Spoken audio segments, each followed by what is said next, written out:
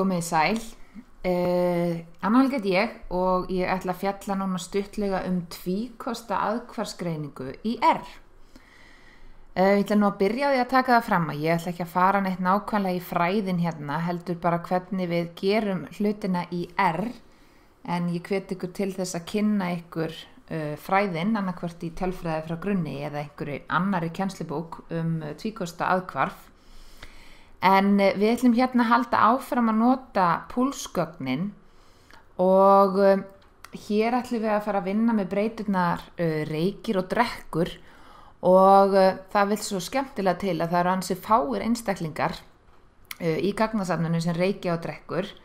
Þannig að ef við myndum taka núna slembiúrtak úr gagnatöflun okkar, að þá fáum við sannlega mjög fáa einstaklinga inn í slembiúrtakið sem annarkvort reykja eða drekka og í rauninni ekki nógu marga til þess að vinna einhverja tölfræði úrvinnslu með og jafnvel ekki neitt.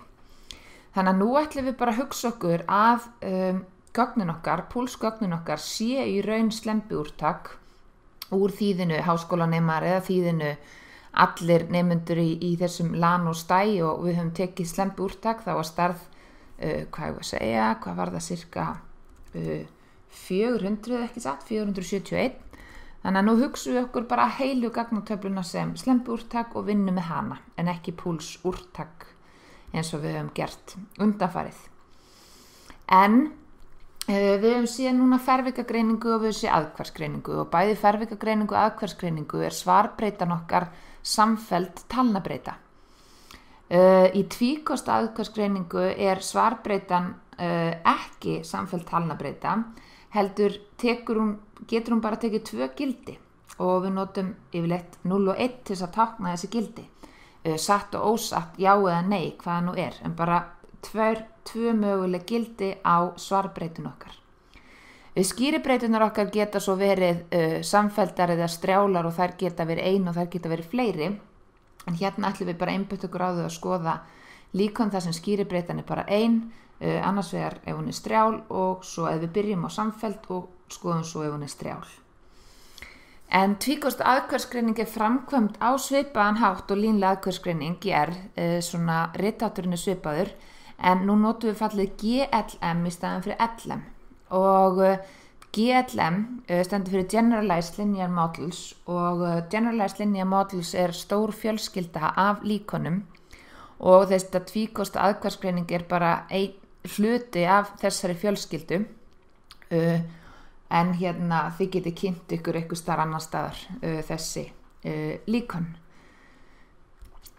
Nú ef við hugsum bara púlsgögnin okkar, nú skulum við bara prófa eitthvað og við skulum núna nota tvíkosta aðhvarfsgreiningu til þess að meta hvort nemendur sem stunda líkamsrækt séu líklegri eða ólíklegri til að reykja heldur en þeir sem stunda litla líkamsrækt. Þannig að það sem við ætlum að skoða þess að breytu reykja, það verður svarbreytan okkar og hún tekur bara gildi já eða nei, satt eða ósatt, 0 eða 1. Og við ætlum að skoða, nota líkamsrækt sem samfelld skýribreyta og skoða hvaða möguleg áhrif líkamsrækt hefur á reykingar. Nú, rithátturinn eða syntaxin eftirfarandi. Ég mæli alltaf með að búa til svona hlut og hér höfum við GLM. Eins og með LM þá höfum við nafnið á svarbreytun okkar hérna vinstra megin og nafnið á skýrabreytunu hægra megin við tilda og hér þurfum við svona að tilgreina hvor flokkurinn okkar á að vera það sem myndi kallast trú. Og hér myndum við segja reykir jafnt og já og þá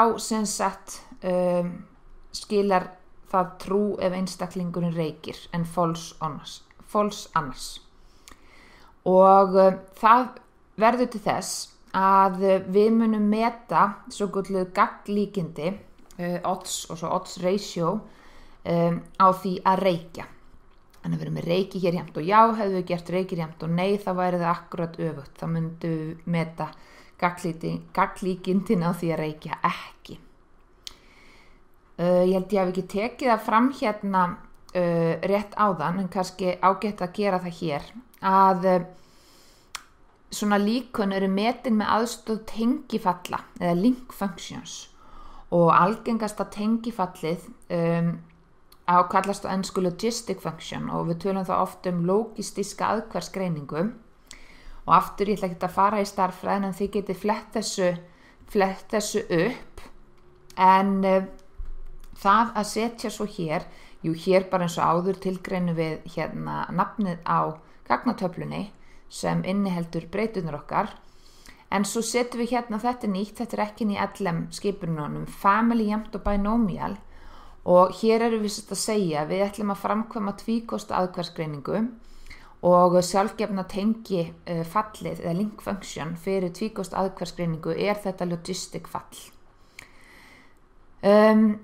Svo eins og ég segi, við metum þetta á þennan svipað hátt á LM og eins og fyrir LM að þá getum við nota summary skipunina til að gefa okkur heilmiklar upplýsingar útkomu aðhversgreiningarinnar. Og við skulum gera það hér og við getum nú líka farið ef við ekki bara meta þetta, fara inn í R og við skulum bara fara inn þar sem við skildum við það og hér skulum við fara í tvíkosta aðhvarf og metum það hér. Nú hefur við þennan hlut GLM1 og svo segjum við summary GLM1 og fáum þetta úttak hér. Og hér nú ýmislegt að finna eins og í summary fyrir LM. Það sem svona áhugaverðast fyrir okkur allavega hér nú er þessi hérna coefficients, hérna verið að meta stigana og þessi hér áður eins og áður ekkert sérstaklega áhugaverður, þetta sem sagt skurðpunktur og höfum ekkert mikinn áhuga á en sem sagt þessi hér, þessi sem stendur við líkamsrækt, þessi áhugaverður og við byrjum á því að taka eftir því hér að matið á þessum stiga hér neikvætt. Og við sjáum líka að hér erum við með tilgátupróf. Þetta tilgátupróf að við erum að kanna hvort að þetta sé marktakt hér, hvort að gildið að líkamsrækt, hvort að reynlega að þessi beta 1 eða tá 1 eða hvaða gríska bókstafi notum til þess að tákna stigana í þessu líkani en þessi stigi marktækur. P-gildið 0,0334.